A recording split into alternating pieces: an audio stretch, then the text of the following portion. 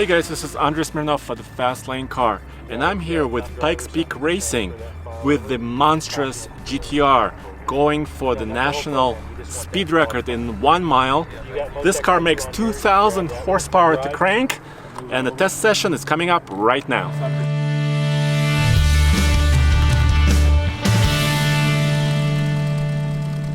This was the record-setting car last year.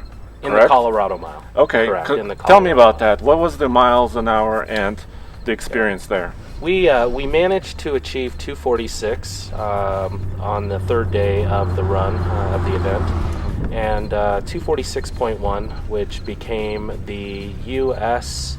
top speed GTR standing mile record. Okay. That was very eventful and exciting, and it was an interesting experience.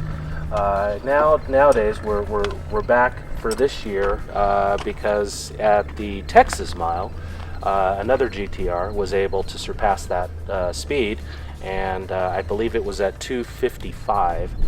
The owner of that GTR will be at the Colorado mile, so we're going to see who can take the top speed.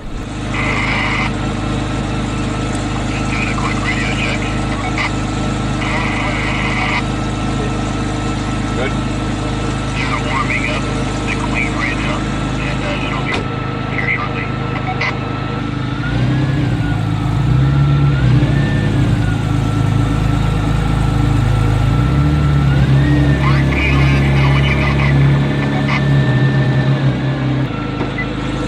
Gotta warm up. Okay, still warming up? Okay. Yeah. And he's in location down there whenever you're ready, so you just go when you're good, okay?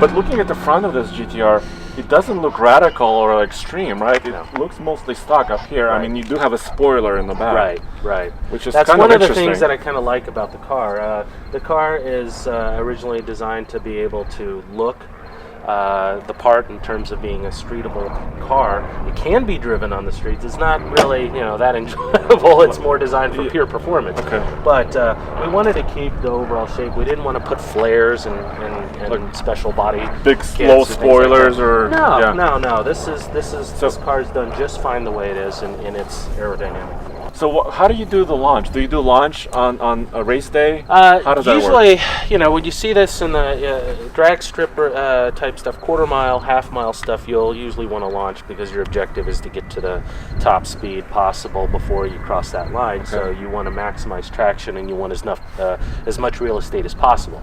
But you've got so much distance to cover. You've got a full mile.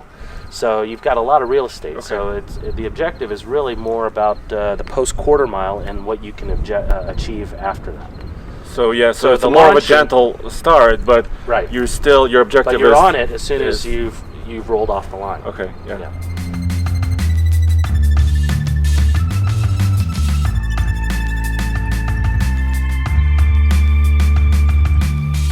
Now what amazes me most about the Queen GTR is how stock it looks.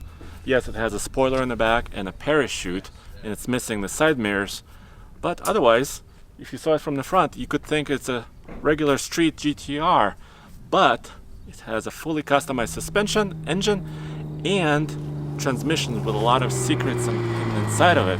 And here's Austin telling you more about it. It's a 4.1 liter stroked engine. We got twin precision ball bearing turbos. Okay. We have 2 injectors per cylinder running VP import race fuel. We've got the largest air-to-air intercooler you can possibly put on these cars. It's always good to test an engine like this. According to Pikes Peak Racing, this 4.1 liter twin turbo makes 2,000 horsepower and approximately 1,700 horsepower at the wheels. Monstrous power. So what about the transmission? Well, the transmission's kind of our secret little project we got going. Okay. It's fully built, gear set, and a couple of the goodies in there, but that's kind of our card in the sleeve trick. So this parachute we just got custom made from Stroud. They recommended this to us. We were going to do a double chute system, but to keep the whole process simple, we elected for a larger single chute with a little bit longer cord, trying to get it into some of the clean air that's not, you know, turbulent behind the car. So it's a new chute setup we're running this year. We're going to see how it does on this test run. We're no longer running a full exhaust system. We're dumping right underneath the firewall. Try to lose some weight there as well. The hood is carbon fiber. It's the same one we ran last year. It's got hood pins, 5 points of latching. That way it doesn't come up when we're making our run. Mostly factory fuel tanks? It's a factory tank, but we're running a custom fuel system from there all the way up to the engine. And like I said, we've got 2 injectors per cylinder, spraying the VP import fuel. So it's got the fueling system, it's got the turbo setup, it's got the engine management. So, you know, all of our ducks in a row, we're trying to make this thing happen.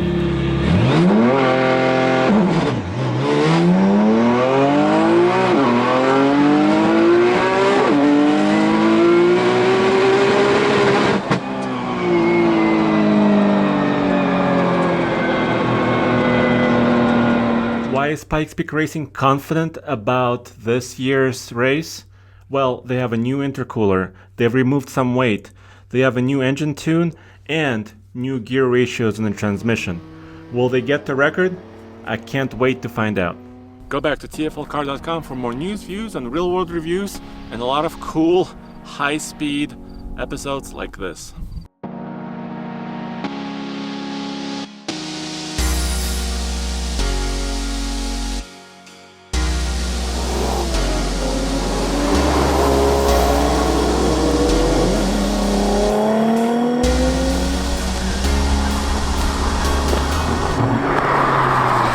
Howdy folks, Nathan Adlin here with the Fast Lane Car, and I am at the Pit Rally Central City Hill Climb. Now it's in Central City, Colorado, which is like a small Reno in the mountains in Colorado, and that's what we're covering. The first, or one of the first, Focus RSs to be delivered to this region, and we covered it racing up the hill, and that is coming up next.